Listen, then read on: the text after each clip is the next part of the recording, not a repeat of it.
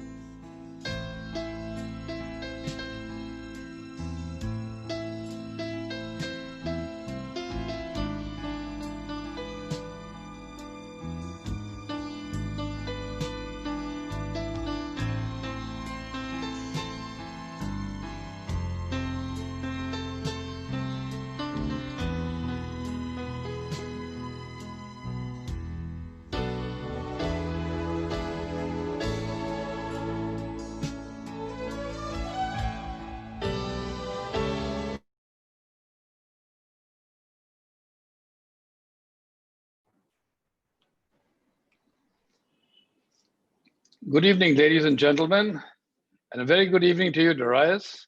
Good evening, Nui. Thank you for agreeing to be part of the show. Friends, this time it's going to be an interview with a difference. The purpose of this interview is to paraphrase Mark Anthony. We come not to praise Darius, we come to roast him. Oh, Jesus. Now, for those of you who don't know, a roast is to slowly tenderize and cook him, leaving him in tension, and try and poke as much fun as possible. What can I say, Darius? It's extremely sporting of you to volunteer. I know we got you here under false pretenses. I'm fortifying myself. Cheers. Cheers. Cheers.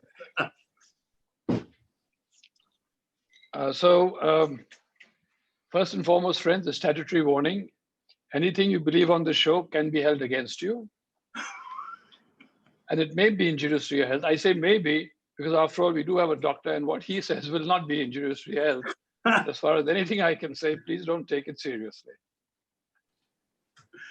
Dar, you started studying at, when you started medicine, you started at Nil Ratan Sarkar Hospital. No. No? Calcutta National Medical College. Ah, there you are. Yeah. You started at Calcutta National Medical College. Yeah. Now, how did a nice English-speaking Parsi boy manage in such a ultra-bong environment? So your initial comments, please. Oh man, Nomi, I can tell you it was challenging to say the least. Okay, here was I was what, maybe 18 years old at the time. Yep. Fresh out of pre-med and in National Medical College. Didn't speak any Bengali because I took Hindi as a second language. And Okay. I had absolutely no clue what I was letting myself in for. Zero. Little did I realize that without a good grasp of the vernacular, I was going to be a complete outsider. And I can tell you it was really tough. It was really, really difficult. But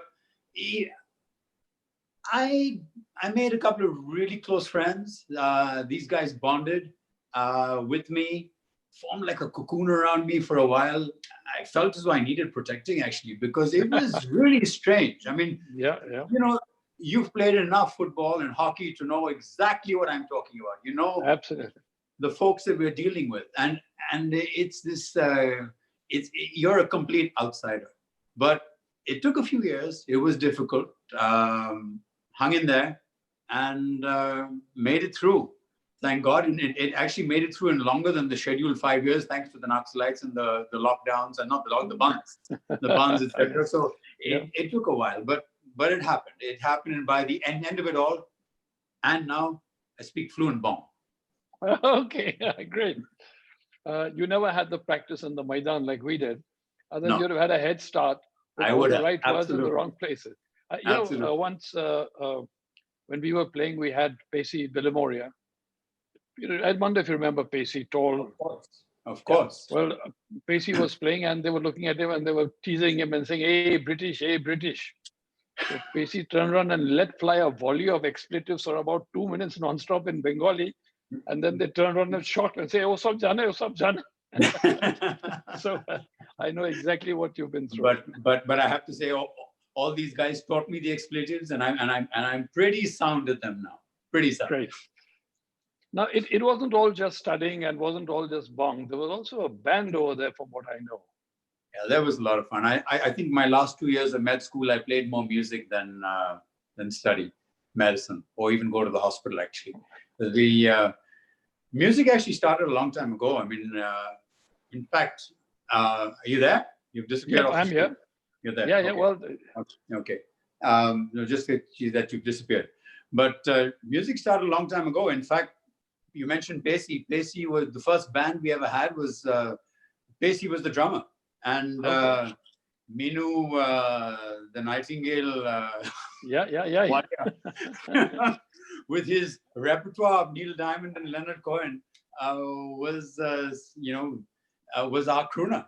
And we actually played at the Tollygunge Club, and subsequently in med school, we had this band which went on to play at all the IIT festivals, etc. And in fact, Jangir, Jahangir Adesha was very much part of the band in IIT Kharagpur. If I'm not mistaken, and Jahangir, if you're listening, I think you played bass, and I clearly remember their band playing cocaine and the smell of marijuana around the whole bloody auditorium. Well, I was going to ask you about that. Yeah. It was a fun time. It was a fun time. And we played together as a band in college for well on 3 years actually. Oh, okay.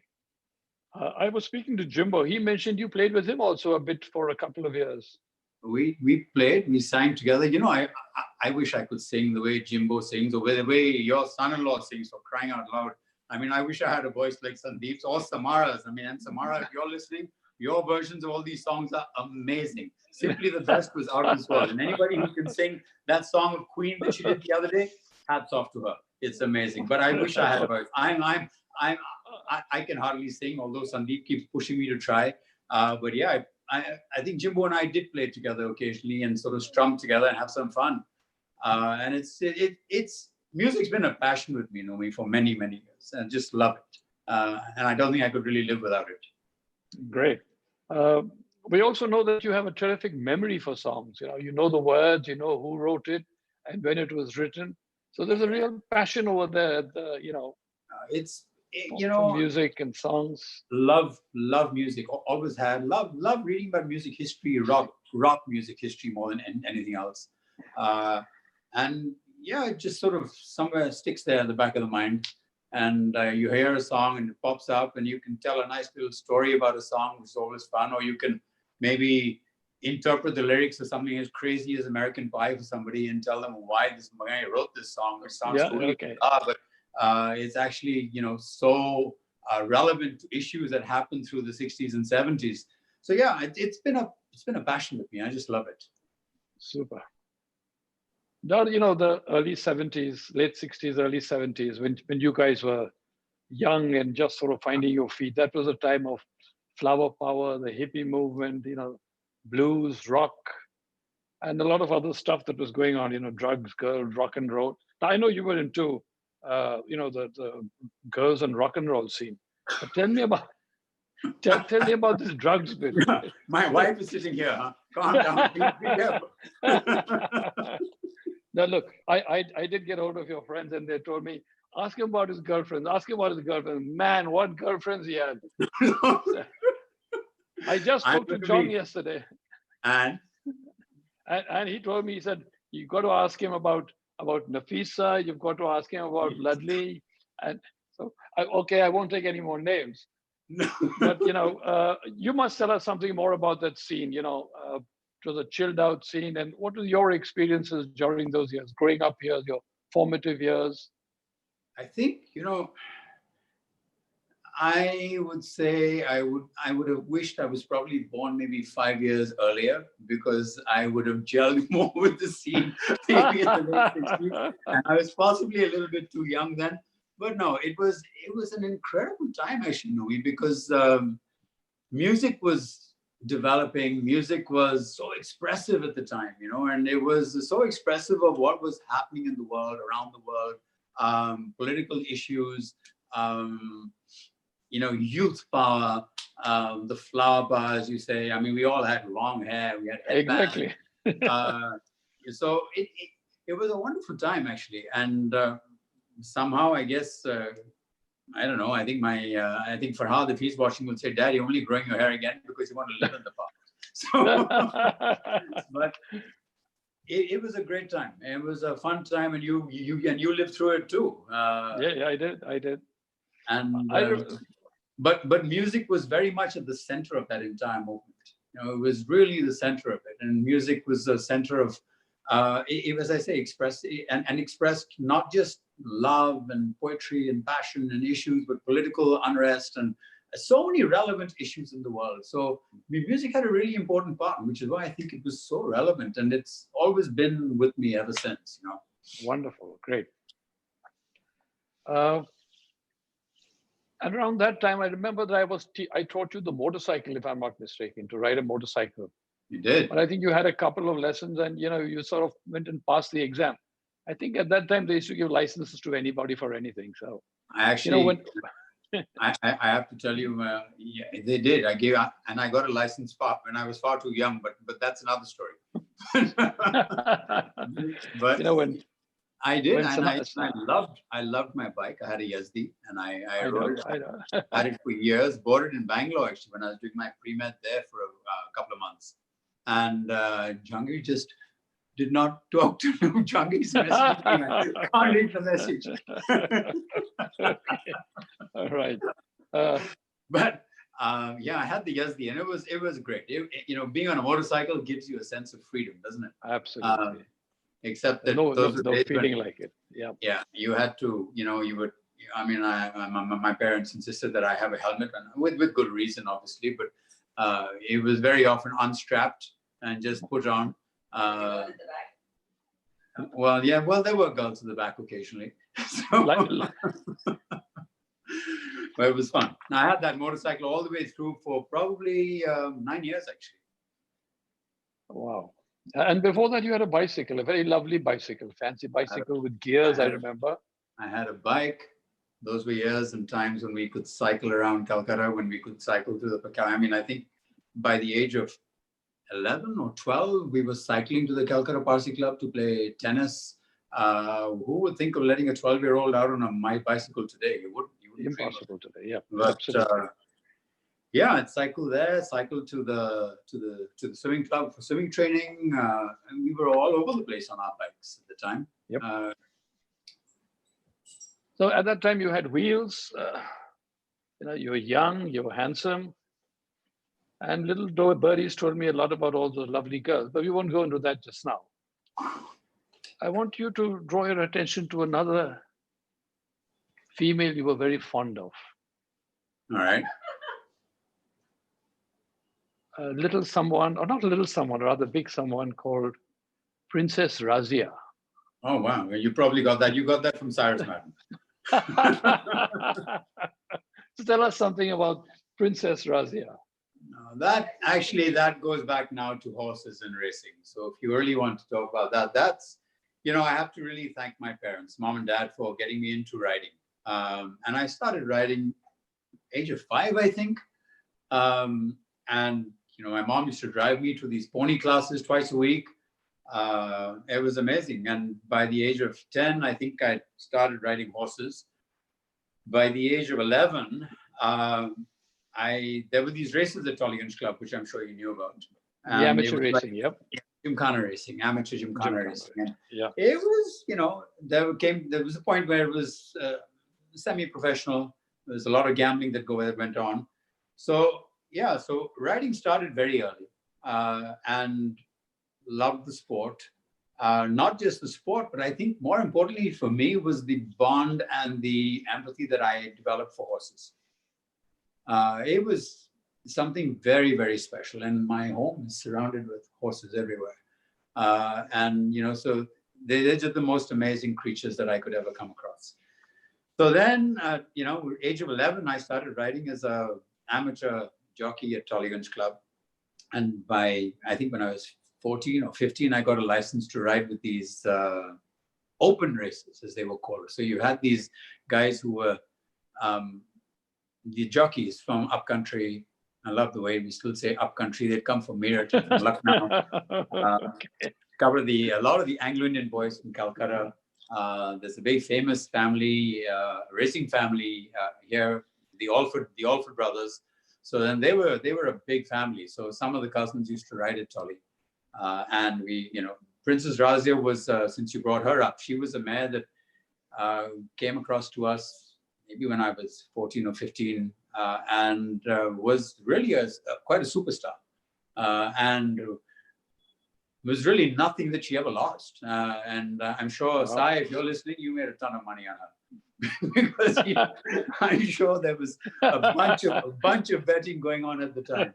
But an incredible horse, because they used to have, rather like you had the Invitation Cup here at the race course, we used to have Invitation Cups in Gymkhana racing.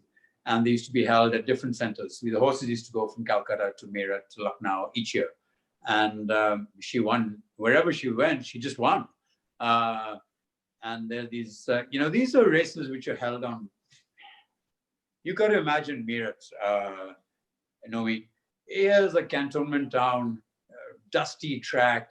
Yeah, And it's really the jats out there, literally, and you have highly cultured jobs. Yeah, and there was a group of us that went from Calcutta for this race, and I can tell you, it's quite funny because one of them was a Sardar who came up there, was very keen, Daljit Sani. I think he owns the Astor Hotel, maybe it now. I'm not quite sure, but maybe he doesn't. But Jeet went, and they're a big gambler. He went to the betting ring, and we had this horse from Calcutta, Princess Razia. And, Cyrus, you'll relate to this.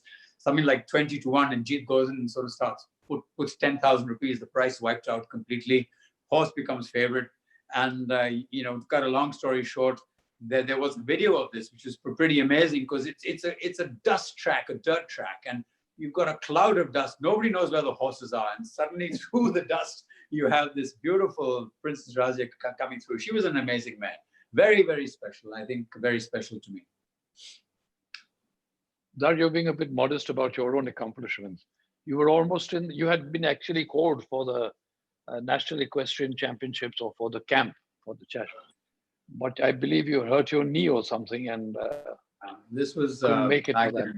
This was back in 1979, Numi, in Delhi.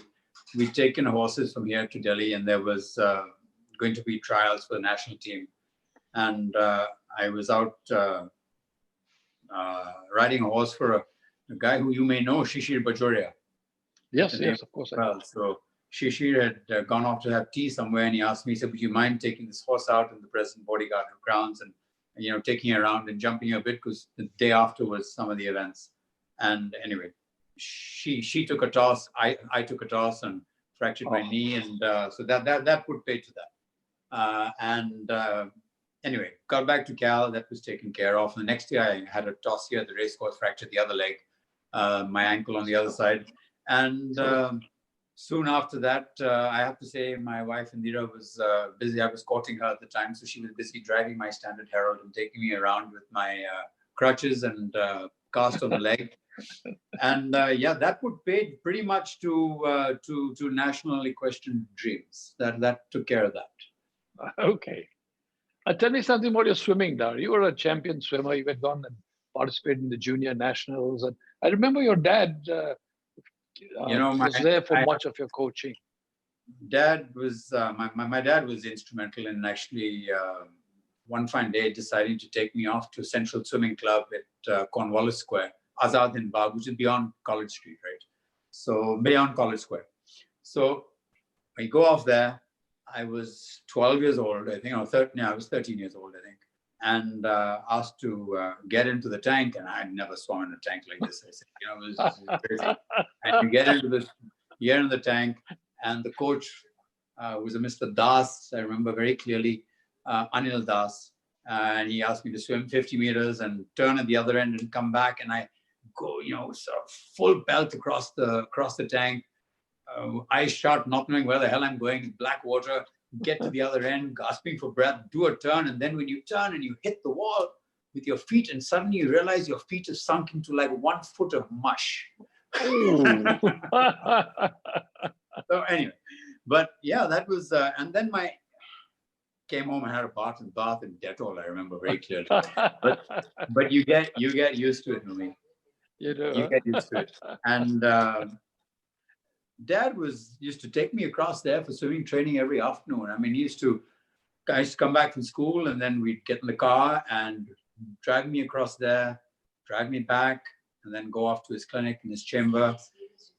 And that was unbelievable. But the swimming to me, actually, what was most important as far as swimming to me was concerned was to see my son swim.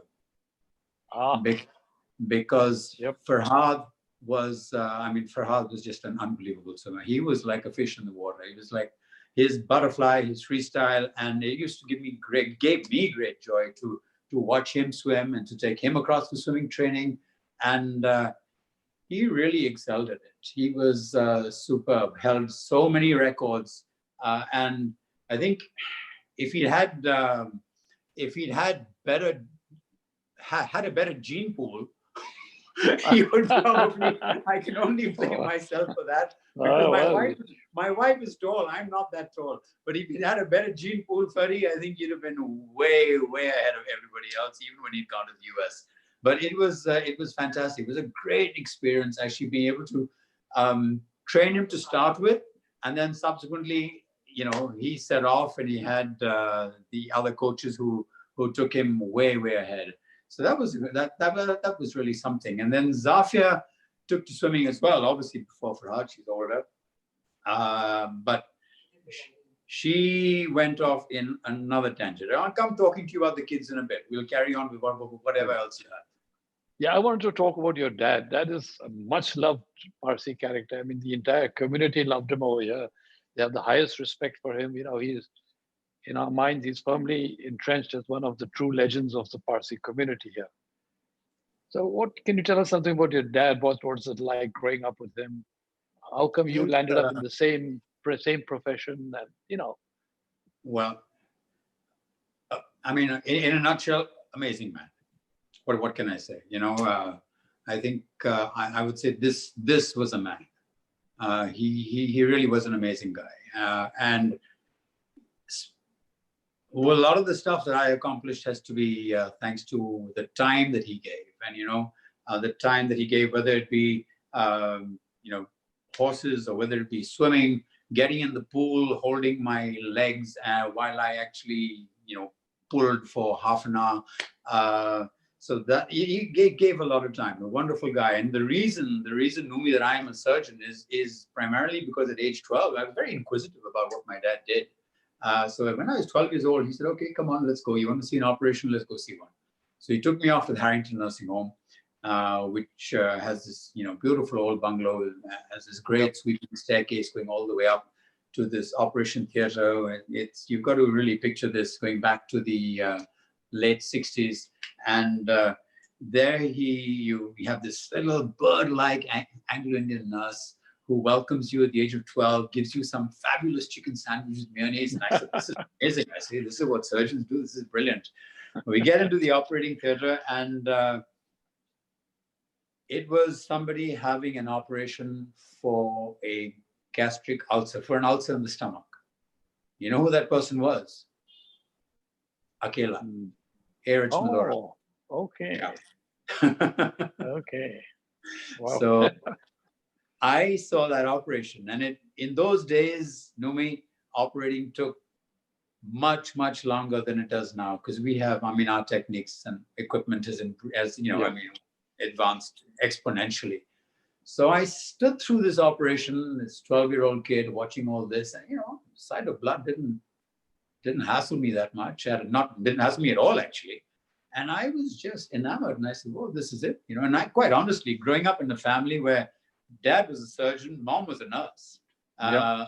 A lot of the conversation around the table centered around patients and illness and hospital stories and training stories, whether it be training in medical college. My mom would tell me stories about those times. Dad would tell me about surgical training. It was, I just said, right, this is it. This is what I'm going to do. And quite honestly, I was blinkered from that moment onwards. Uh-huh. And it was set that this is the path I'm going to tread. This is the path I'm going to follow. And that's how it happened. So Dad was, very, very influential as far as that's concerned. And obviously through med school, it's always great to have a father who's a surgeon, have a mom who's a nurse, because you can talk about patients, you can talk about experiences, and it just makes it that much more meaningful, that much more, it brings it so much more closer to the heart. Okay. So he was a great guy, and as you know, he had a lot of time for the community. Absolutely. He had a lot of time for the community. I think he really calmed down as far as practice was concerned in his 60s, and he gave a lot of time to the community and did one. I mean, I'm sure you'll agree. Did wonders. Absolutely. It did wonders. Yeah. Well, some lovely memories that some brings back a lot of memories of Dr. It does. Lucy. And it Let me brings tell back you that. also, I mean, no, let's go, if you talk about Dad a little further. I mean, I don't know if you know, but he wrote a book. Did you know that? You didn't know that. So my dad went on a trek with 9 Parsi boys when he was in medical college. Okay. And that trek took them to Kanchenjunga. Oh, wow. And the book is called Himachal.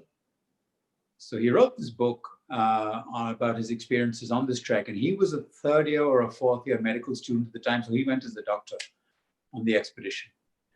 And, you've got to picture this. This is going back to 1942, 43 maybe. And they went off in plimsoll shoes, the old Keds that we used to have, literally. Shoes, regular cardigans, solar topis, the old solar topi. I wish I could have my hands on a solar topi now. I'd love to wear it. I'd wear it proudly.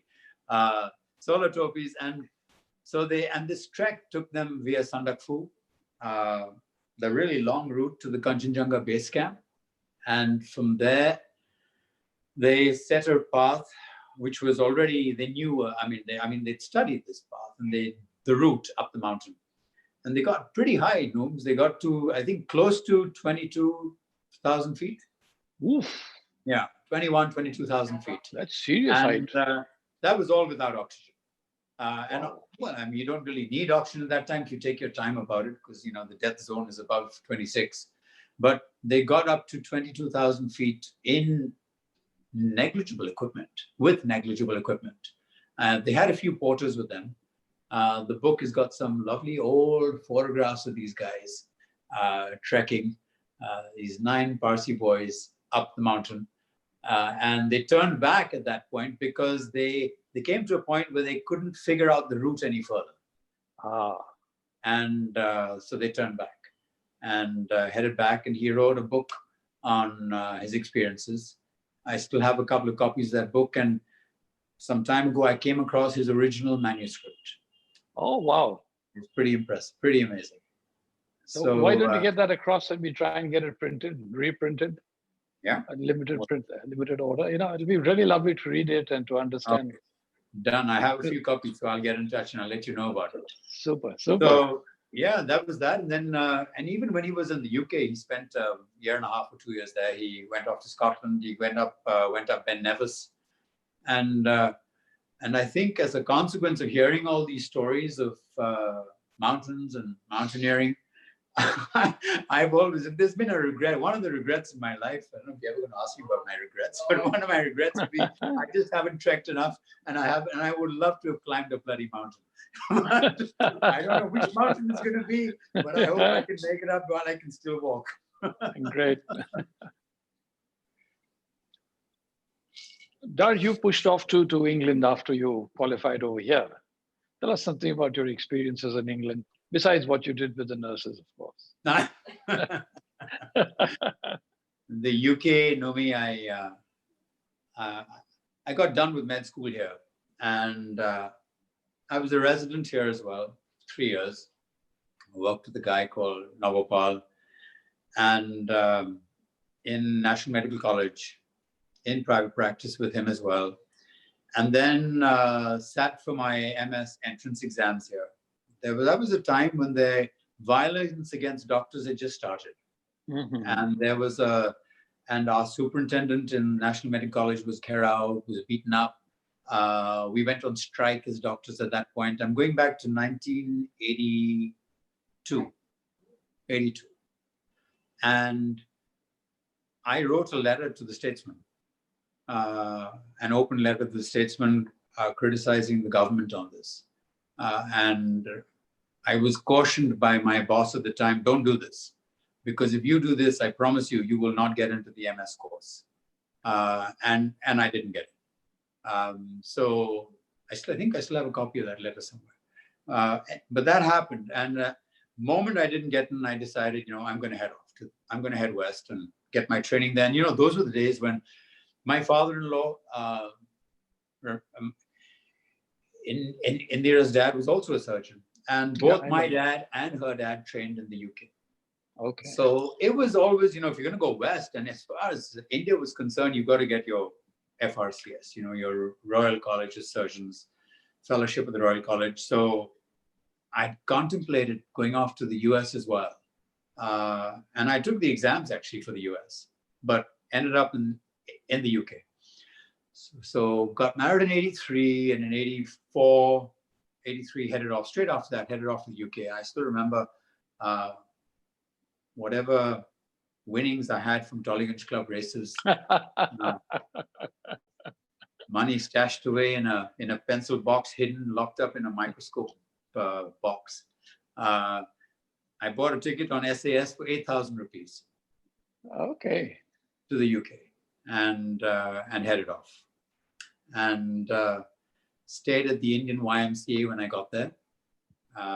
It was a really cool experience because I met up with some great guys who became close friends of mine, and we were all there in this Indian YMCA together, staying for a pittance. It was really a pittance. It was a very basic place, and eating sort of doner kebabs from some stand on Tottenham Court Road, and took our exams for the UK, got through those, and then applying for jobs all over the country. You didn't know where the hell you'd get a job because you were from India and they didn't really want you from India. But I ended up getting a job in the accident emergency department in Kingston. I was there for a while. Indira, and by then Zafia was born. And Indira and Zafia, I need to refill this drink. Yeah. And Indira and Zafia, they both landed up. And from Kingston, went on to an orthopedic rotation in Ipswich. And then there's a wonderful consultant who I met called Louis Delis, who recommended me to the surgical department there. And little did I know that in Ipswich at the time, it was the third largest single-sited hospital in the UK. Oh. We had 1,100 beds. That's huge. Wow, that's big. That's really big. That's more than twice the size of Apollo here. So it was a big hospital, and I had wonderful consultants. Although at the time, I was cautioned about a lot of them. That you're from India. These guys, they don't like Indians, man. But got on famously with them. And I've stayed in touch with a lot of them, at least the few that are still alive. And I mean, everything that I know and everything that I do in the operating theater is thanks to these great gentlemen. I mean, as you know, fellows at the Royal College are not doctors, right? They're all misters because they were all actually barbers, right? The surgeons in the past. So they're all barbers. So it was a Mr. Scott, a Mr. Adair, Mr. Hartford. So these guys really held your hand, but through a lot of complex work. But I so clearly remember the first night I was on call for a wonderful guy called Ken Gordon. And he was on his verge of retirement. And I was there as a young 28-year-old surgical registrar on call. And, a really complicated case came in. And I rang him up and I said, Mr. Gordon, I've got this case to deal with. And he said, well, dear boy, you're the man on the spot. Get on with it. And if you cut a particular structure, which you shouldn't be cutting, let me know. I'll come and bail you out. And wow. They gave you, they made you jump in the deep end. Just get in there and get on with it. But when push came to shove, they were always there to hold your hand, to bail you out, take you through it. And Numi, I was there for almost 8 years. Yeah. Learned a lot. And, we had these great facilities, great surgeons, great physicians, lovely looking nurses who you always flirted with. And if you did, and if they act too smart, sometimes they just come and cut the nara on your pajamas, which you were wearing. or and suddenly you'd be, whoops, what's happened there? Or they'd fill your operating clogs with some Vaseline jelly and you put your feet in and you said, oh, geez, this is ridiculous. It was a great time. And we made a lot of wonderful friends there from all over the world, from Australia, Germany, Lithuania, the West Indies. In fact, the guy who operates and looks after Brian Lara, it was one of our closest friends in the UK. Oh, okay. And he's like the orthopedic surgeon for the West Indian cricket team. So fun times. In fact, his wife and Indira pretty much share a birthday, I think just one day apart. Okay. So it was a small, close-knit community. Obviously, you have the local watering hole, the pub around the corner. Yeah. That's where I learned that the drink to have is vodka because it doesn't smell on your breath across the operating table. Nobody. So great times in the UK. We had a young family. Zafia was growing up. Farhad was born there. And Indira had to work incredibly hard. I mean, to keep this little family together, because I was off for hours on end. And when on-call weekends came, you were on call from Friday right through to Monday morning. And sometimes even beyond Monday, if Monday was your regular on-call day. So it was tough training, but that's it. That's the way to do it, isn't it? Eventually you come through and it's worth it at the end. So what brought you back? I think what really brought me back was mom and dad. Okay. Well, we're all very, very glad you've come back, mind you. I think you're brilliant for the community. Being an only kid, and with my mom and dad here, and I could never see them move anywhere else in the world. We decided to head back. I could have stayed on in the UK. Believe it or not, when I was thinking about leaving, and just for the heck of it, I applied for a bunch of other jobs. I had three jobs going around the world. Oh. I had one in Bermuda. I would have, and since then I've visited Bermuda, and my God, I wish I'd gone there. There was one in the Cook Islands. Okay. All right. And there was one on the Gold Coast of Australia. So these were all opportunities. But I guess, and I wasn't willing to take the risk. We had, two kids. Zafi was 5.5 or 6 years old. Farhad was 3. And Indira's mom was here as well on her own. Indira's sister and brother, both in the US. So we said, okay, let's just go home. And we came back. And, never regretted it, Noe. Never really regretted it. It was tough to start with because, you brought up at the very beginning, you said, what's it like being a relative outsider in medical college here? Believe me, being an outsider in medical practice is worse. It's much worse. Okay. Medical practice, certainly in this city that we live in, is so cliquish. It's so cliquish. It's really tough to get your toe into the door. To get that door open is very, very tough. I got a few breaks with a few seniors, such as, West Pace, for example. West was incredibly helpful to me. Referring cases. I was a young, upcoming surgeon. I was 34 years old, 33 years old. So West, people like Utpal Ray, Pranav Dasgupta. And then, slowly I just stuck it out, really. Eventually, after doing the rounds and being in various hospitals, I just stuck it out at one place. And pretty much, I know I did my first operation at Woodlands on the 2nd of January, 1991. That's 29 years old. So that was a long time. Never regretted it. Never regretted being home for a minute. And I'm so glad we're here. We've got mom with us still. She's 95 and rocking it. Yes, she is. God bless her. Yes, she does. It was wonderful to have them at home with us and to, be a family together. It was just amazing. So yeah, that's why we came back.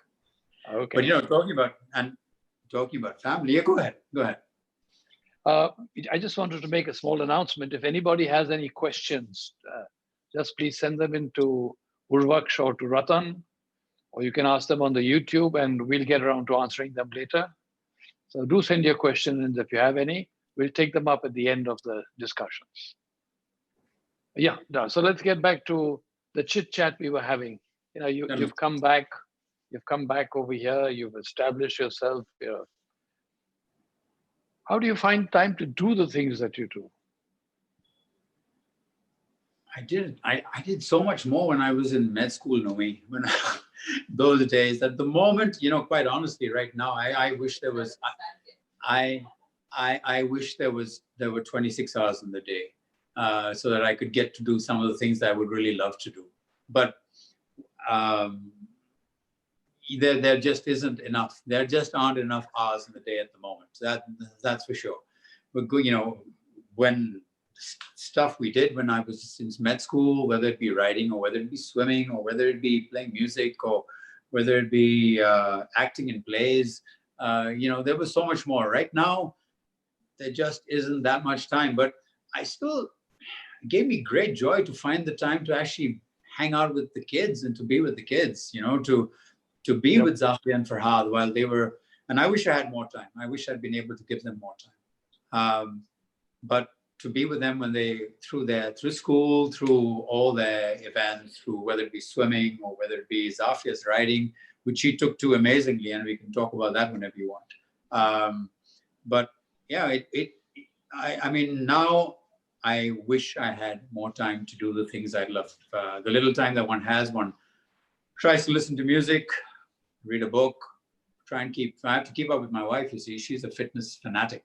That she is. That she is. She's a fitness fanatic. And so I need to keep up with her and try in my level best, whatever little way I can, to keep myself as relatively fit as possible. Oh, you are fit. You're still good looking. You got nice long hair. You got a lot going for you, Dar. A lot going for you, buddy.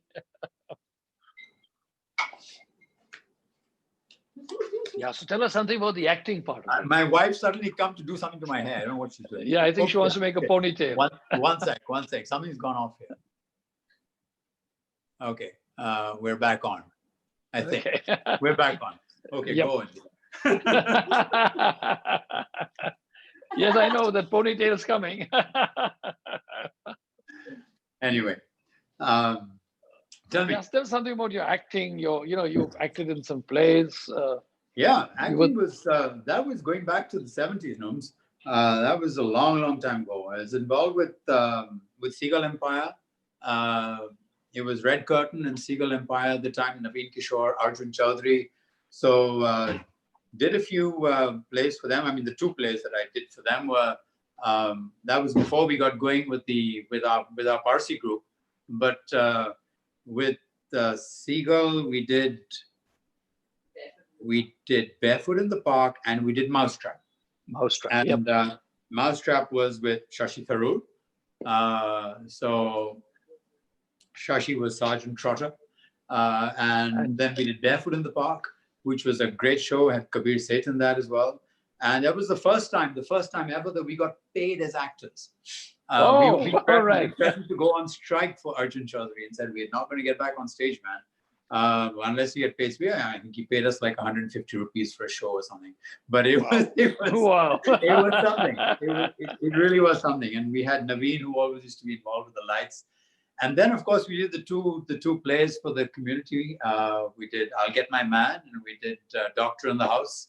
My dad was very much the star of both the plays. So it was fun. We took I'll Get My Man to Jamshedpur as well, which was great. And we had a great time. I mean, I'm sure, Avi Madden, Godi Engineer, we had a wonderful time doing this. It was a lot of fun.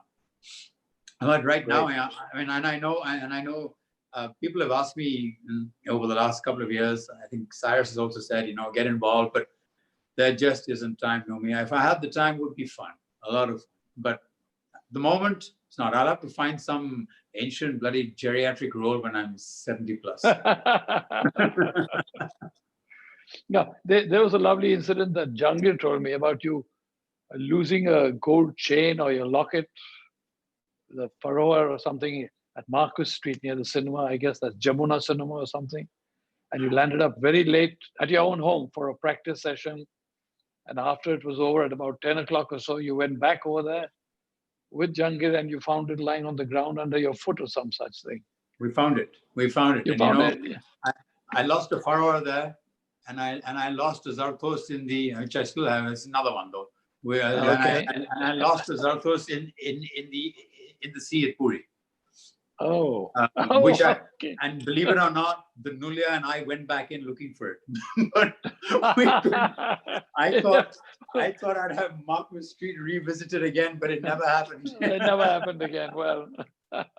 But this one has been with me forever. I mean, mom and dad have given this to me, and it's not been off my neck for God knows how many years. Great, absolutely great. So yeah, that's. If you have anything else you've gleaned from Jahangir, I'd love to know. Oh yes, well, Jahangir was telling me about the dinky toys you had, the dinky little cars. Oh, yeah, you had a whole collection. Had an amazing collection of dinky cars, you know, and for the life of me, I don't know what the hell happened to them. But we had. You were zooming them across the room onto the threshold, and they would go flying, and you were trying to see who could send it further. It was literally, it was like wrecking them constantly. It was, and I used to call it going. And we were 6 and 7 years old, and at the time, and we used to play something like over the bump. There was a threshold there. We zoomed these things across. And also tell us something about that old railway track of yours. We had this electric train set up, which had all these really cool little fittings, stations. You know, we had that, and I had a motor racing set as well. This electric, which you had these little cars, which had an accelerator. But boy, Numi, you're really digging my memory, man. That's going back so many years. This is I can barely remember what's going on 2 months ago. Okay, well, tell us something about he told me that you all were playing Dark Room, and I pressed him, but he said, no, it was when you all were very early, and it was all in innocence, only boys. But you all used to play Dark Room, which inevitably landed up in a wrestling match with, as he said, everybody going dhamadhumi. Yeah, we used to, you know, the 4 of us were very close, actually. There was Jahangir, Sarosh, Cyrus Dhatigar, and myself. And I guess it was because the parents were very close. Do you recognize this? Oh, man. Way to go. Ratan, way to go. And that's for the uninitiated on the left-hand side. You know, Jahangir Adeshar. Then comes Sai Dhatigara, Kurdi, Sarosh Gada, and of course, Dar with the long curly locks. Yeah. Oh, the curly locks. Actually, Jahangir had the curly locks. Now you can't recognize them. Please don't miss the bell-bottom trousers. Absolutely. Yeah. And also extremely stylish. You know, Numi, there's an amazing photograph taken, I think, at Jamshed's wedding at the CCFC. Probably. Okay. There you go. It's right there. So I thought I'd take you back a bit. And that's once again Jong the Jew on the left. And that's Sai Dhatigara. Believe it or not, we're standing in the same order. The same order. And there's another one. There you go. This time the order is not the same. But the order is not the same, but the hair's got longer. And I promise you, I haven't dyed my hair. Yes, I know. Yeah, the other 3 are gray. That's not my fault.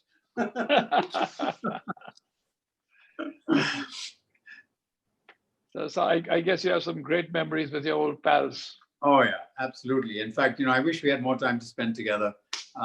Cyrus comes down, as you know, every winter, and he's usually across at least twice, and we have a good chat.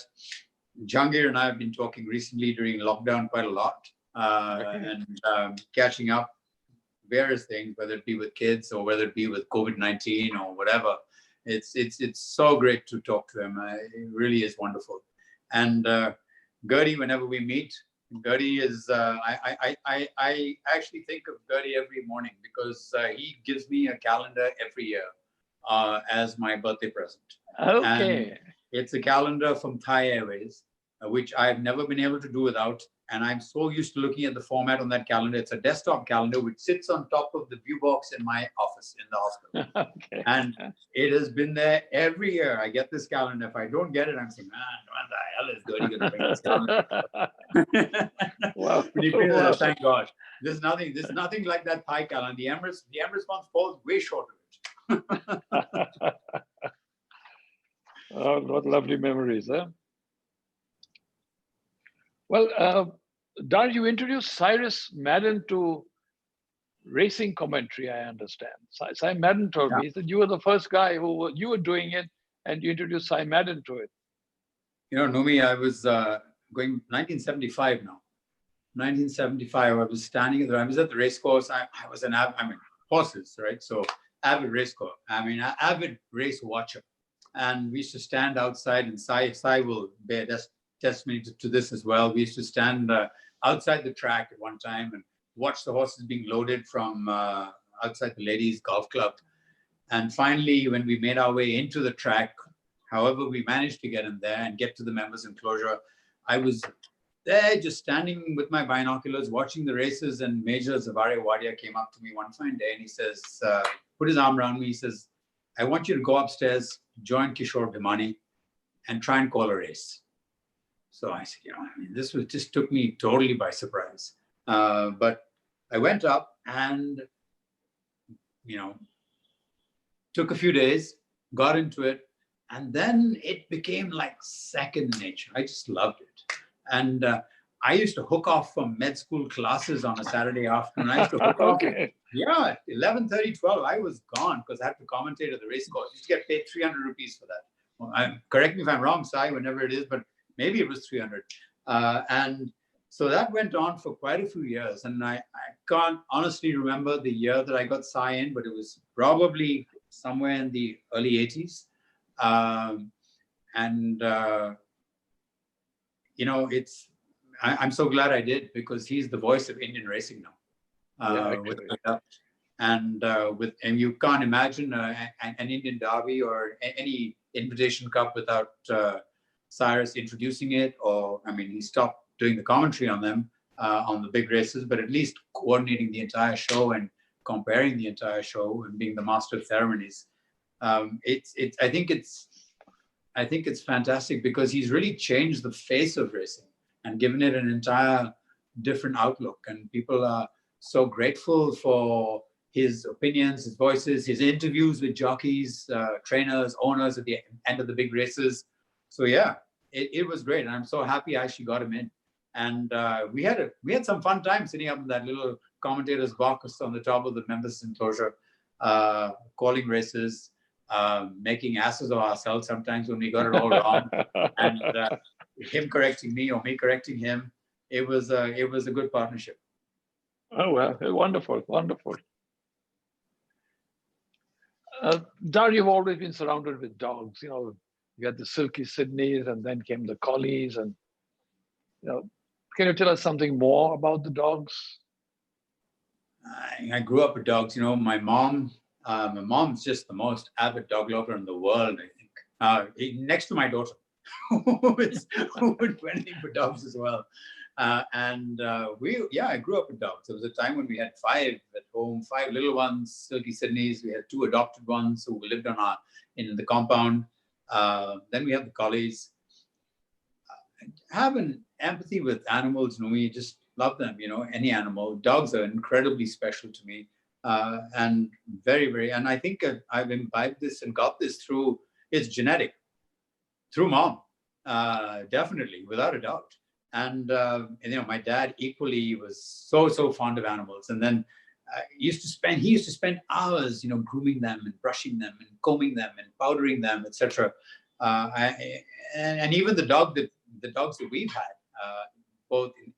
both Indira and I have had, and our kids, it was up to my dad to do all the grooming, and mom to do the grooming and the powdering, all the rest of it. Quite honestly, I wasn't really into that. But we've had great dogs, Irish setters, American Cocker Spaniels. Now I have 2 little adopted Indies who I believe are called Rhodesians in West Bengal. I had no clue about that, but they're known as Rhodesians, mongrels outside. So they've been a very special part of our house. And I really can't imagine our house without dogs. We've really hardly ever been without one. We had a hiatus for about a year after our Irish setter passed away, and then we got another one. Okay. So it's been dogs, it's been horses. And there's a very special dog who used to sit at the clinic a dog called Buster. And Buster used to be a very special dog in Woodburn Road, actually, at our house. He used to be on the steps. He was our step dog. He was grand. But he also actually lived on the steps coming up to the apartment. And he was a relatively quite big black and white dog. And people would get, oh man, should we step over this guy or not? But he was as gentle as they came. Wonderful dog. And actually, the first dog I actually decided to put down when I saw him suffering so much from his terminal illness. But what can I say? Dogs are just very special. And I cannot imagine an Anklesaria household without the dogs. That's for sure.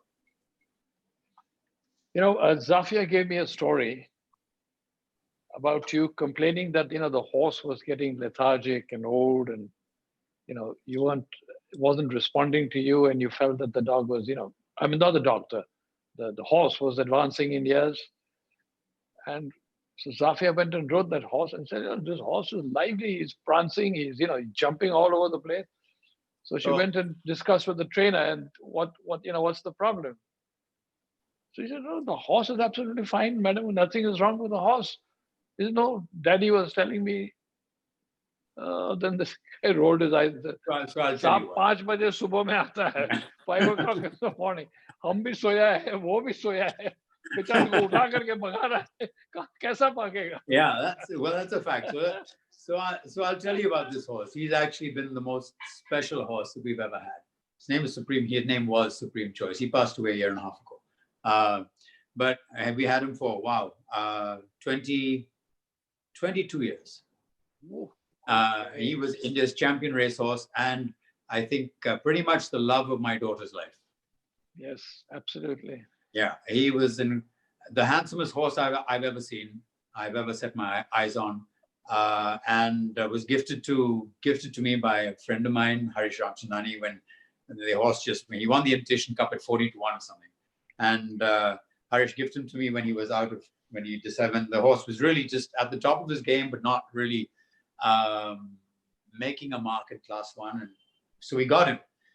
And it was a cool February morning, I remember so clearly, and I got this horse at the Tollygunge Club, and I took Zafia across there, and there's this huge bloody guy comes out, 16 and a half hands high, and snorting and stamping his foot, and and Zafia fell in love with him straight away, but she said, I'm going to sit on that, and she was 12 years old, I think, at the time.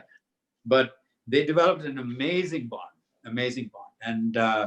And it was a joy for me to actually get on and school this horse. And I had not ridden for years, and that's what got me back in the saddle, actually. Once I had him schooled, Zafia was on him all the time. She took him for national events. She won national dressage championships on him. And once she went off to college, I spent all my early morning waking hours and all my meditation time on his back. I mean, people say, you need to meditate. I said, you need to take time off, introspect. I said, whatever, if I need to meditate, if I need introspection time, it's on the back of a horse. And yes, it was 5:30 in the morning.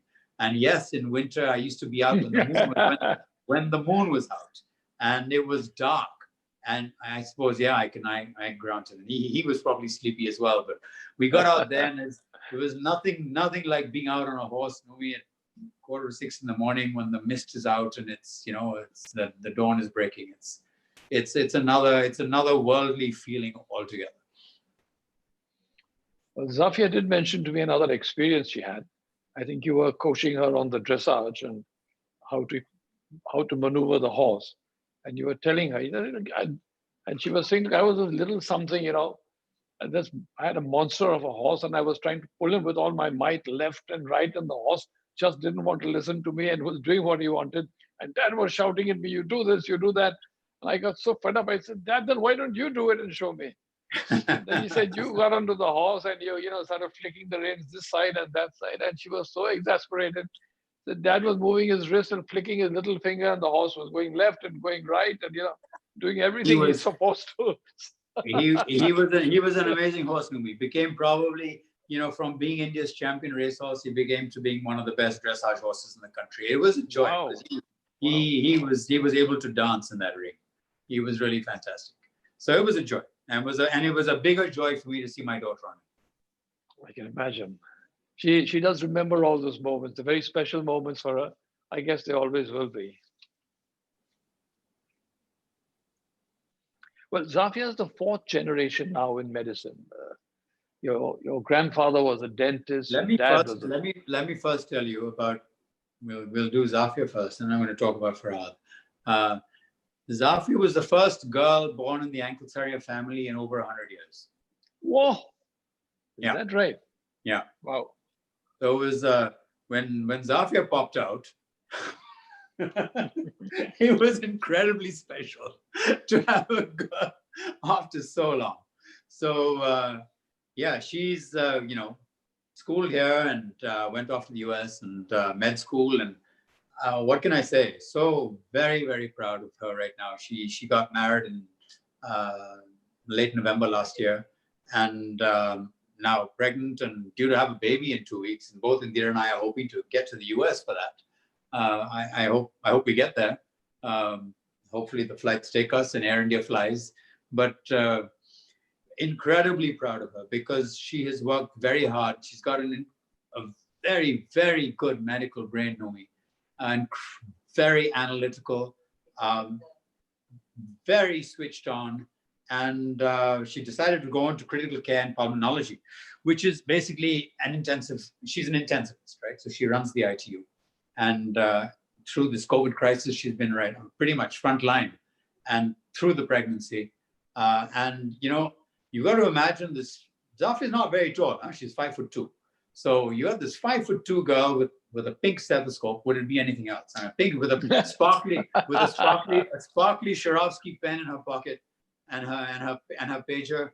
And there's this little girl with her specs and beautifully done hair and very pretty and roaming around and lording it over some 6'4" giant intern. These guys. It's really amusing, but she's the captain of the ship there, boy. She sails the ship, she flies the plane, she's steering them right across in the right direction, and in charge of the ITU. And it's a matter of great pride and joy for us. It really is. I don't know if you know, but Reuters had an article on her not so long ago. Did you see that? Which one? Reuters? Did you see an article? Yes, I did. Yeah, I read that. Yeah, I did. So they covered that, and it was, there you go. That's a photograph. So, yeah, that was very, very proud of the work that she's doing. And I'm so glad that we have another doctor in the family. I mean, that's what's so important. And really, I just wish we could, I wish we could inspire some of our community youngsters to go into medicine as well. Mm-hmm. I could fervently hope someone's watching and getting inspired to take the step. I was talking to Farhad. Farhad seems to be very well settled. He's in Delhi, and I was having a chat with him. And he told me, Dad loves to micromanage. He manages everything. He plans it, he manages it, and he manages all the little details. And then he said, you must ask Dad what he would be if he was not a doctor. And as far as Farhad is concerned, he said you would have been the most fabulous travel agent because you take care of everything, every little detail. But tell me, Dad. Firstly, let me tell you about Farhad. This is a kid who I'm so, so proud of. Farhad was, he graduated from Yale, and firstly, he's just the most amazing swimmer that I've seen. I mean, amongst all the kids here, and he held all these records. He swam like a blooming fish, way, way, way, way, way, way, way faster than I could ever swim, with a beautiful style in butterfly and freestyle. And anyway, he goes off to university and graduated from Yale and was working with a management consultancy firm there doing ethnography. And one fine day decided that he was done with Red Associates in New York and Copenhagen and wherever they posted him and his travels around the States and in Europe for the company. chucked it all up, came back to India. I came back here, and I know his passion is to write, and he writes beautifully. And Farhad reads fervently and ardently, and the stuff that Farhad reads is like at a level way beyond I would ever contemplate reading. This is a kid who Indira and I was so worried about at age 10 and 12 because he read nothing. He really read nothing. I mean, to force him to read, and I force a book and I read this. No, he'd be on the bloody Game Boy, constantly. So, but no, it was he came back. He wants to write. He wanted to get education. He started literally from scratch in Delhi, from a little tiny one-room, small little place in Hoskars village where he started tutoring kids for the SAT, and now it's the ACT, with a little whiteboard up on the board and a marking pen. And he had one intern, had a few kids, and I remember going to Delhi and helping him close that down because it just became too small, and it was time to move on. And he linked up with a Harvard graduate, and they set up a company called SI Education and in Delhi. And they target and they mentor and they coach kids to get into great universities. Oh, there you go. Isn't that a great photograph of him? Mm-hmm. So that's Farhad on the left of your screen. His partner, his business partner, is in the middle. That's Nicholas Henderson. And the two of them set up SI Education together, Numi, which I think, if I'm not mistaken, is one of the most sought after institutions for coaching kids, mentoring kids to get into good top level schools in the US. They've had an amazing track record in the last 4 or 5 years. They've moved from small office to bigger office space. Obviously, all that's happened in the last couple of months has changed all that, and they're having to work from home a lot. And in fact, Nick is working from the US right now. But it's so incredibly proud because he started from literally nothing, from scratch, and got this going, and it's become a pretty successful little enterprise right now. Very successful, and more proudly, I would say that they've published a book, which was available in the US maybe 2 months ago, and it got released on Amazon day before yesterday, or on Friday, I think, here in India. And it's a book on the ACT English. It's Guesswork to Grammar by SI Education, and it's largely authored by Ferdy. That's one of his pet names, by Farhad. Yeah, we've ordered it. So I have to take it all the way across to Delhi to get it to sign. There you go. No, rather you missed it. We got the verb. And I am at 6s and 7s with grammar. My grammar is terrible. Sometimes I write something and I send it to Farhad to correct. Well, so yeah, it's great to know that. It's great to have both these beautiful children. It's fantastic, and couldn't be more proud of either of them. Wonderful. But yeah, okay. To come back to the micromanaging, let me come to that now. On my 60th birthday, on my 60th birthday, Farhad wrote, he couldn't be here for whatever reason, and he wrote me this letter saying that, hey Dad, I think for old time's sake, let's the two of us should take a trip, and we should go to the UK and drive around for a week and come back. But because I know you love buying tickets, etc., I'll leave it to you to do all the arrangements. But if anything, I will say that, yeah, I think both the kids probably thought, and my wife will probably say so, that I'm a control freak. And she always says I'm a control freak. But she didn't tell me that. She was very, very guarded. I'll tell you her comments. I think it's time to embarrass you on that one.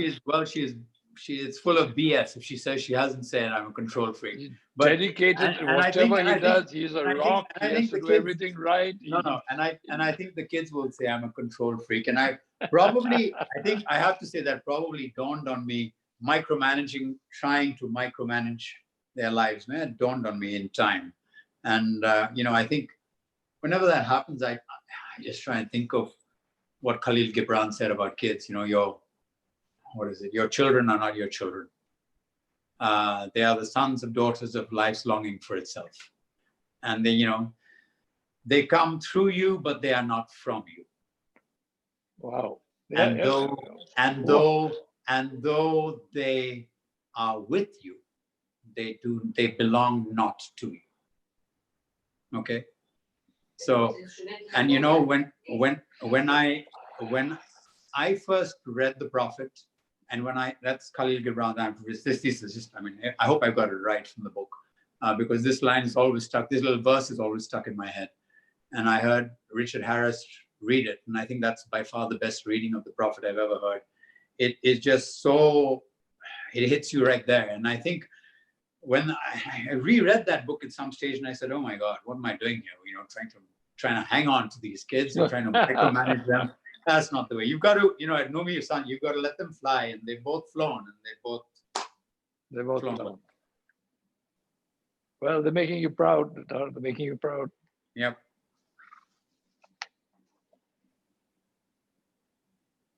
Now, tell me about your holidays. You know, I believe you've got basically 2 holidays: Maldives and California.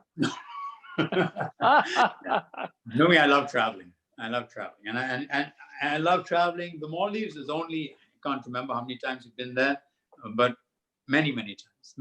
And it's only because there was a time when you could really switch off there. You could go out there in the middle of the Indian Ocean and not have a cell phone ring and not have anything work. But today you could be out in the middle of a tiny island and your cell phone will ring. The times have changed. Ouch. Yeah. But travel, both of us, both Indira and I, love traveling. And, you know, we work hard. You don't have much time when you're here in Cal. You're gone for 12 hours in a day sometimes. And work doesn't stop when you come home. The phone keeps ringing. And so there comes a time when you say, man, I just got to get away. So we've tried so often in the last maybe 5, 6, 7 years to go off and take off for, 7, 8 days at a time. And yeah, the Maldives have been a favorite for us, primarily because it's Baby Johnson powder sand, Baby Johnson white powder sand, and it's crystalline blue water. And I've always used to say, if God had a frequent flyer ticket, he'd be going to Maldives.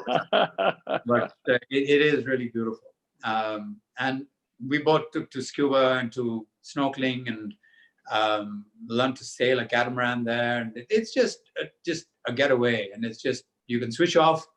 You take off your shoes, you shove them in a bag, you take off your watch, you look at the sun and you know what the time is, and chill out and relax. And yes, California is the other place because we've got family there. I mean, that's right. If anything, I don't have any brothers or sisters, but if I had to have a brother, it would be my brother-in-law, who's Jojo. He's married to Indira's sister Mira, and Jojo is. He looks more like a Parsi than any of us do. I can tell you that much.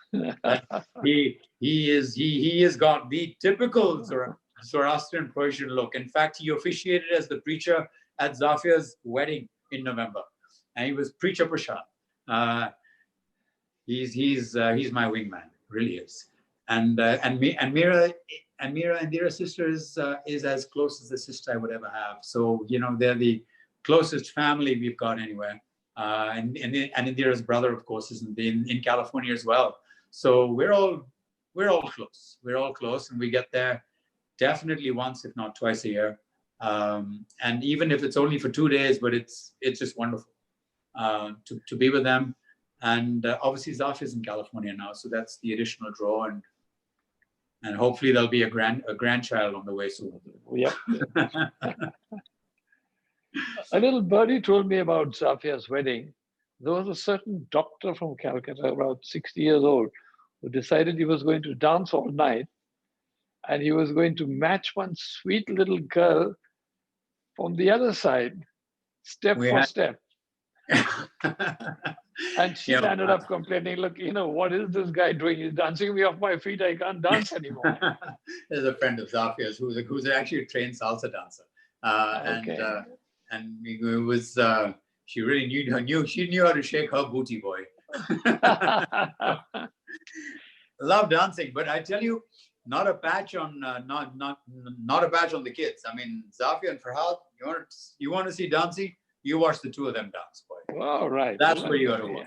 They're both incredible as far as that's concerned. Well, they got the genes.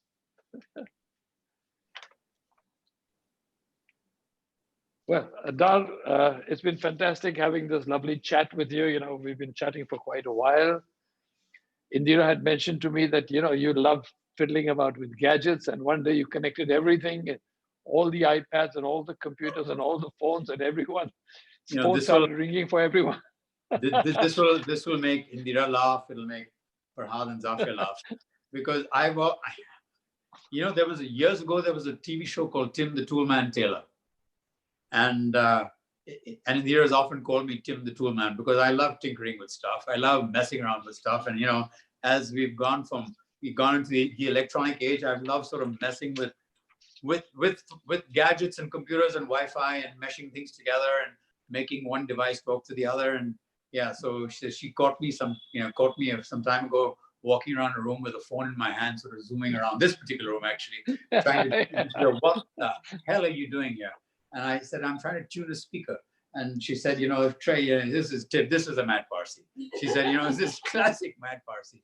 There's nobody else. You're walking around, you look an absolute lunatic walking around this room, waving a phone in the air.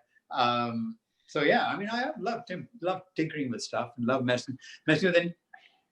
I hope to get it right. Most of the time I fail miserably and I'm attacking Google again for an answer. Okay, Uncle Google. Well, you know, Jimmy Medora's son, Kurush, in the UK, he's training to be a doctor. Okay. So I thought that's some news for you. You know, you were wondering whether some Parsi cool. So they're training. And now, Dar, if I can get some questions across to you, if you could quickly answer for the community. The phone's been buzzing, so there are a few questions.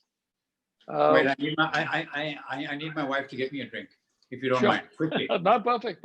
I have my wonderful wife here. She's gonna stick her head in there. Right there. You go. This is my center of gravity in life.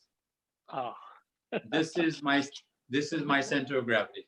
I mean, if anything, she's the total calming influence in my life.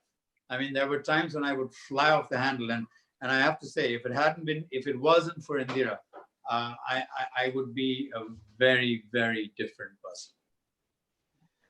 You know, Dar, you say that, but I must tell you the feedback from your children that they say, you know, Dad never brought his troubles and his work home. I try not to. Yeah, and they mention it, and they appreciate that, you know, yes, particularly Farhad is very, very great. He said, no, Dad never pushed us. He never pushed me for anything. He never pushed me to be a doctor. He just let me do my own thing. Thank God. Thank God he didn't become a doctor. When Zafia wanted to become a doctor, I said, you must be nuts. Don't do it. Well, thank God. And thank God I'm not married to one, because the last thing I would want is medical chit-chat constantly. So no. And I mean, Numi, I just always believe that, you know, you got to figure out what your kids want to do and encourage them to the best of your ability to do it, and help them as much as you can to get there. As long as they're happy, that's it. Which is why I helped my wife get going with these Zoom classes online for fitness, because, you know, that she's I won't say a fitness freak, but she's a fitness coach. She's somebody who enjoys fitness, who loves fitness, and not just of the body, but also of the mind. Also the mind. And that's what I'm so grateful for, because, you know, on all these tiny holidays that we go for, you know, 4 or 5 days, we sit chatting over dinner, sitting under stars at night and talking about life and about, you know, teachings and about the Gita and about awareness around you and common humanity and all the rest of it. And a lot of it's got to do because, as I say, she's my center of gravity. Thank you, Indira. I don't know where he's got that from. But Dar, tell me, when are you going to play a more important role in our community? You tell me, but I think it's just a matter of time, Gnomes. It's just a matter of time. You know, right now, yes, there's time, because, you know, work for me right now is probably not even 15 or 20% of normal as a consequence of what's going on around us globally. Good. But otherwise, I promise you, there just isn't time. there just isn't time. I mean, right now I'm reading. God, I haven't read a book for God knows how long, but I've managed to start reading in the last couple of months. Otherwise, the only time I read is when I go on holiday, when I get on a plane. I try and, get up in the early morning, catch up with the news and the rest of it. But I would love to play a role. Get me involved when I can, but I can't promise you to give you the time right now. Maybe in a few years, 100%. Well, I'll have a drink with you and we'll sit and chat about that. Done. Okay, shoot with the questions. You tell me the questions. Yeah. Berger Kamada asks, I know someone who's tested positive and was asymptomatic. Yeah. Being from outside the state, he could not be home quarantined and spent 14 days at a government facility. Right. He remained asymptomatic right through. After being released, he still could not leave Calcutta as his Arogya Setu app had turned red and hence he could not fly out. He has gone for another test. How can one ensure that the app changes back to being safe? Berger, I have no clue. I have no clue. I have no clue. But I can tell you one thing. The app, if his COVID test comes negative, it should change. I mean, they're going to upload that into the system, right? I guess that's what I guess. But more worryingly is the COVID test may not change to negative. I say it may be positive. It may be positive for went on to 5 weeks. But that doesn't mean that you're infectious for 5 weeks. It's been proven. I think you have World Health Organization guidelines now and CDC guidelines, which say that after 2 weeks, it's unlikely you're going to be infectious. And the latest guidelines have brought down the period of being without fever from 3 days to 2 days. I think that's a bit much, actually. If you ask me, I think that's crazy to be without fever only 24 hours before letting you out into the to mingle with population. But you've got to be home for a minimum of 10 days. In those 10 days, the latest guidelines published on the 17th of July say that if you've been without fever for 24 hours, you can go out. Okay. But I think it's probably safer to say without fever for 3 days. But Berger, I have no clue how that app's going to change to green. I can only presume when it tests negative again. Yasmin Pantaki asks, if someone has COVID, can they get it? Can they get it again? $1 million question. The whole world's wondering that, But and the jury is out as far as that's concerned.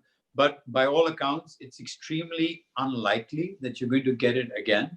The ones that test positive again are very often the people who start feeling maybe slightly ill. They haven't quite recovered from it and are continuing to linger. So we do know that there's a good antibody response to this. How long the antibody response lasts, we don't know. We have the Poonawallas in Pune working hard on the vaccine. But whether you can get it again, the only answer is the jury is out. Nobody knows. And yes, there is a possibility, but a very, very small possibility. Okay, there's another question. How effective or useful is an oximeter? I think it's important. If somebody has symptoms in today's day and age, if you get fever, you're feeling you lost your sense of smell, taste, feeling really washed out and lethargic, maybe tummy symptoms, GI symptoms like nausea, vomiting, diarrhea, etc. COVID has myriad symptoms, right? Variety of symptoms. And if you have one of these, I think getting a pulse oximeter at home is useful because you have what is called happy hypoxia. So that means you're still cool, you're great, but your oxygen levels are dropping. You're still compos mentis. You can have a conversation with somebody. You can send an email. You can talk. You can use your cell phone. But little do you know, your oxygen levels are way low. And when they're that low, you need help. So the only way you're going to figure that out is if you have an oximeter at home. If I'm not mistaken, I've seen decent ones around online right now for about 1,600 rupees. Yep. Is there anything to do with while age? You're on that topic, if your oxygen level drops to anything below 92, once it gets to 90, you need hospitalization. There's no question about it. Okay, so 90 means hospitalization. Absolutely.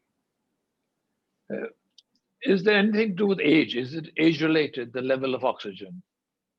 For sure. I mean, it's got not just to do with age, Nomi, but it's also got to do with underlying conditions, whether you've got underlying bronchitis, chest conditions, emphysema, and sure, the older you get, the more likely you're going to lose your oxygen concentration, saturation is going to go down quicker. And as a consequence, it can go down very rapidly. And before it gets too low, if you get to hospital too late, it could be a problem. Okay. So Woodlands has announced a home care scheme. Could you tell us how it operates? And Woodlands have announced a home care scheme for 14 days. So if you test COVID positive and if you sign up for this, you will get a phone call every day. You will get all the requisite the oximeter. You will get the PPE required, the gloves. You will get the masks, the face shield, the hand sanitizer. You will get calls from the hospital on a daily basis to check up on you. And you will have a virtual online consult with the doctor on a daily basis. are there any age restrictions on this care system? No age restrictions. No. We even have a satellite center that's opened up now. So the satellite center is here in Park Circus next to the Bangladesh High Commission. Yeah, I read about that. Yeah, they've got 65 beds there. And total cost, including the bed, medicines, doctor's visits, investigations, Wi-Fi, and 3 meals a day is 6,500 all inclusive. That's pretty good. Very good. Yeah.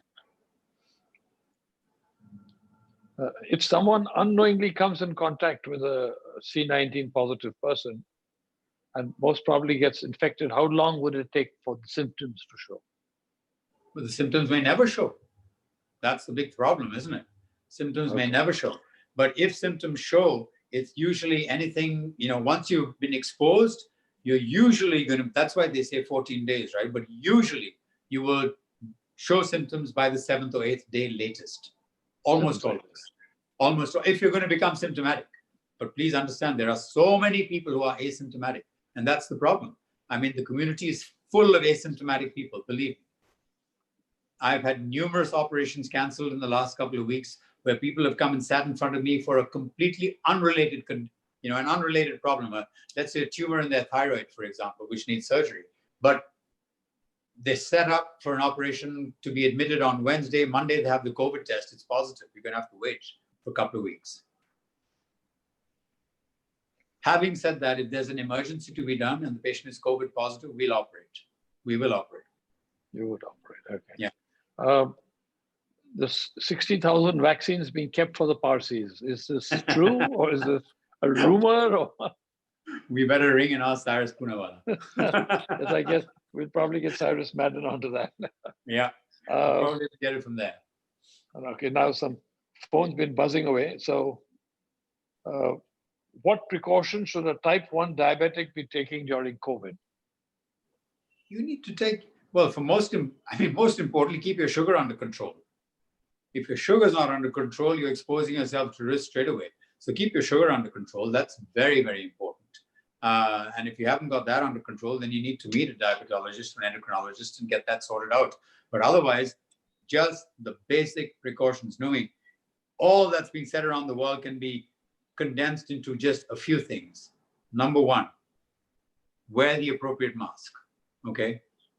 If you're out in a crowd, wear an N95 mask. Your regular face mask, your regular surgical mask, stuff that goes behind your ears, a cloth mask is not going to protect you.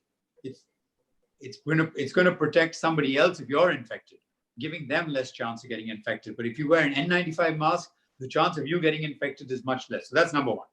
We'll get the N95 mask and wear that if you're out and about somewhere. Number two, hand hygiene. Sanitize your hands, keep them clean, don't touch your face, and most importantly, keep your distance. I mean, these are the three basic things. Wearing gloves is not recommended, let me tell you, it's not recommended.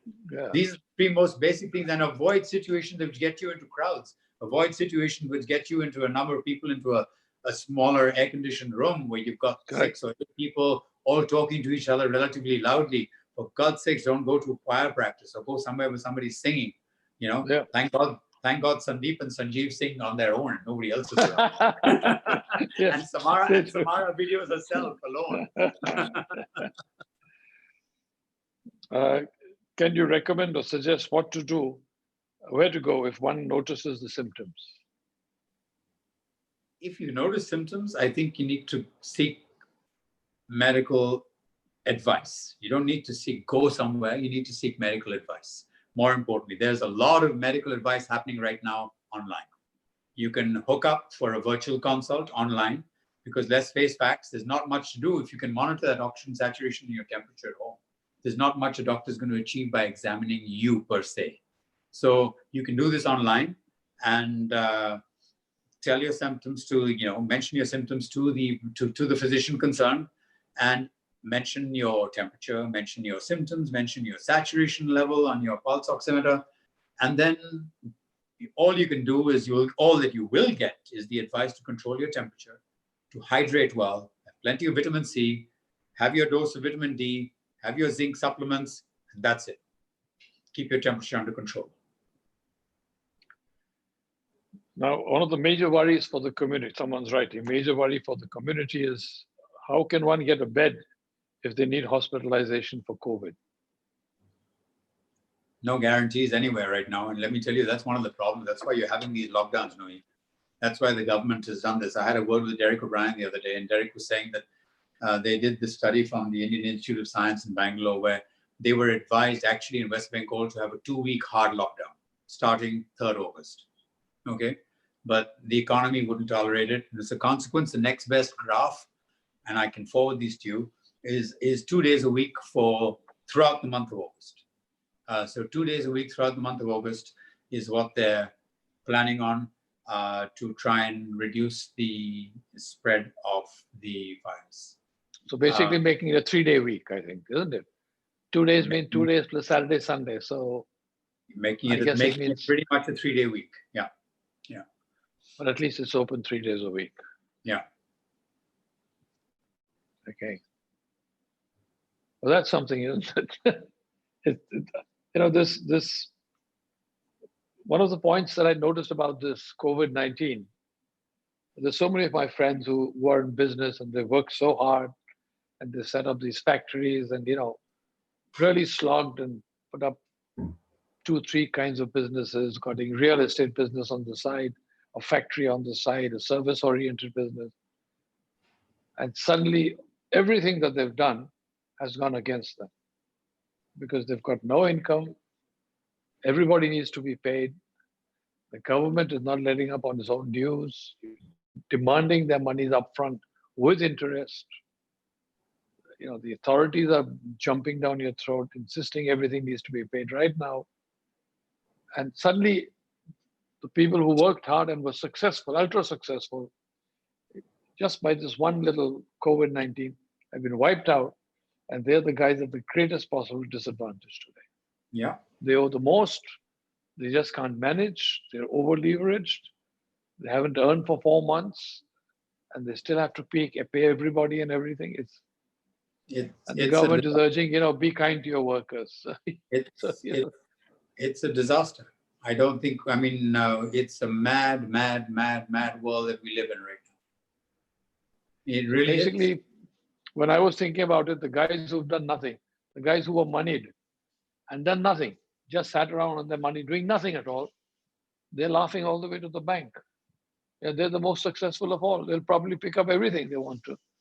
Yeah. And the guys who slogged and tried to make a go of things and do things, they're at a huge disadvantage. So it's turned everything over on its head. Completely. And I don't know where the happy ending is here.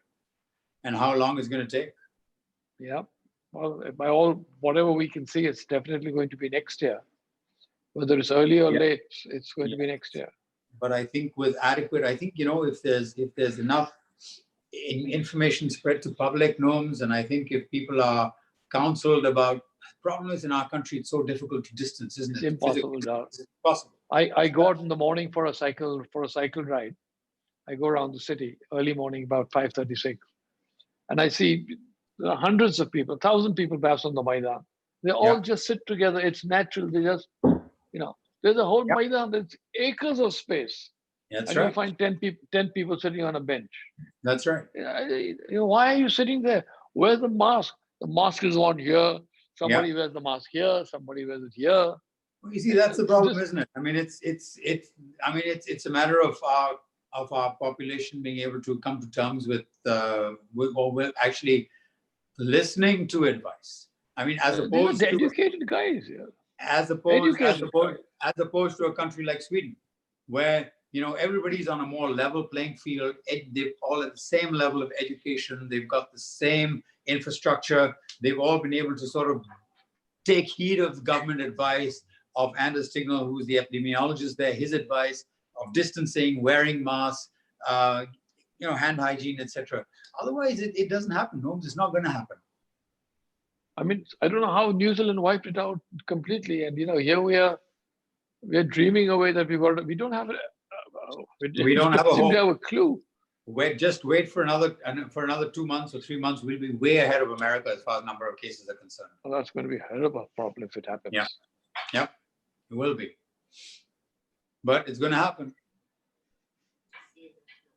Everyone says you've got to live with it. How does one live with something like this, Dar? How does, are we going to be avoiding everybody for the next few years? We're never going to meet.